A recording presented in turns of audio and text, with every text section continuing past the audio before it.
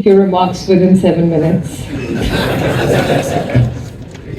I promise I will not keep you from your refreshments and your prayers for more than 7 minutes.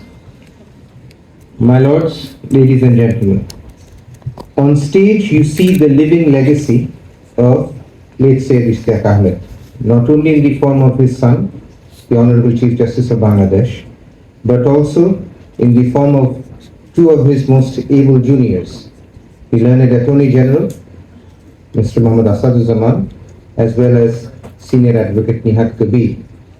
I am not as fortunate as they were. I have never had the opportunity to work with late Sayyid Ishtiaq Ahmed.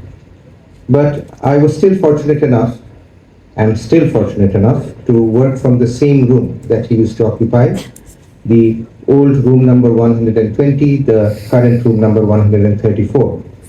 My opportunity to sit in that room was on account of being the junior of Mr. Rahman Mahmood, the former president of this bar as well as vice chairman of the Bar Council. And over the past 20 odd years, on many occasions, over many cups of coffee, he has regaled me with anecdotes about late Sayyid Ishtiaq Ahmed.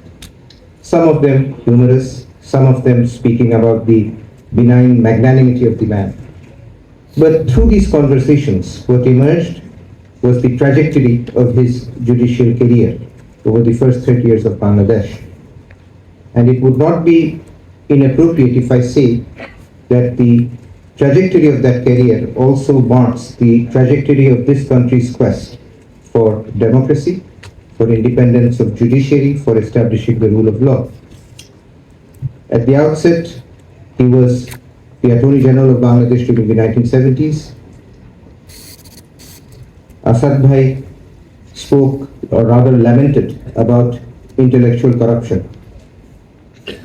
Late Sayyid Ishtiaq Ahmed resigned from the post of Attorney General because he was unable to convince himself to give an opinion which was favorable to the government.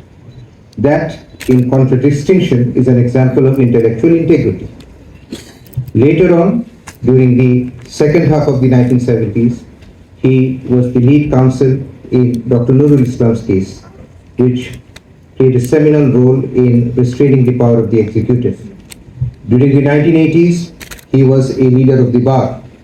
As Janal Abedin Sir has mentioned, he was also incarcerated in the movement against autocracy. He gave leadership to the bar during the 1980s. I personally think that the 1980s represent the finest hours of this bar.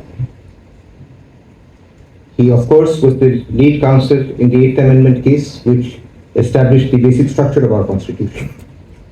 During the 1990s, we saw Sayyid Ishtiaq Ahmed play a seminal role in ensuring the transition from autocracy to democracy, not once but twice.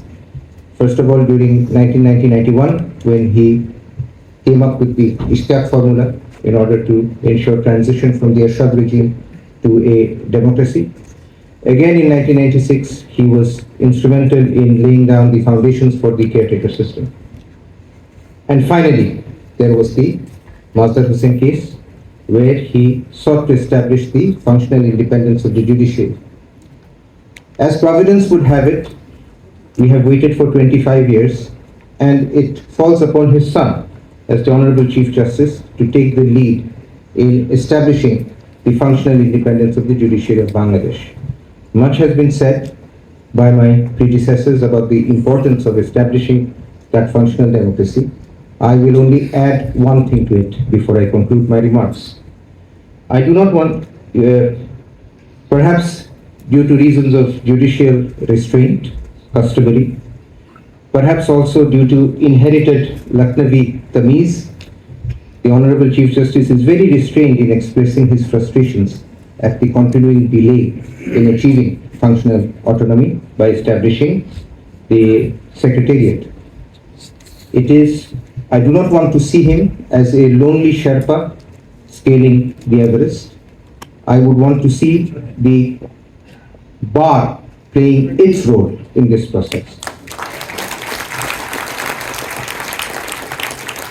It is vitally important in the post-July context for the bar to regain its voice. I shall be a bit candid in my remarks without meaning to cause offense to anybody. Over the past 15 years, we have seen how the politics of patronage has infected the bar. As on account of the politics of patronage, we have seen scenes in this very room which we do not want to see again ever. We can only ensure that if we unite ourselves behind some core issues. Of course, we will have individual members of the bar will have political ambitions. The courts are a microcosm of the society.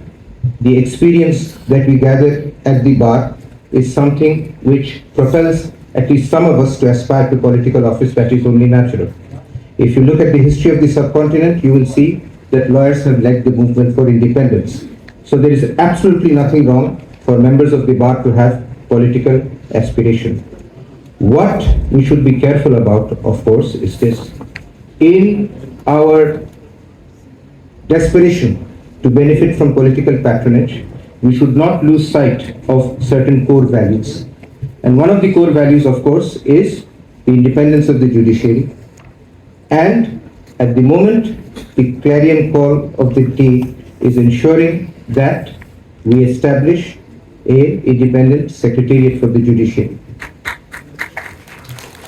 So I would end my remarks by calling upon my learned friends to unite and clearly express in no uncertain terms, without any equivocation, that the bar is behind the Honorable Chief Justice in his endeavor to secure the Secretariat. Thank you very much.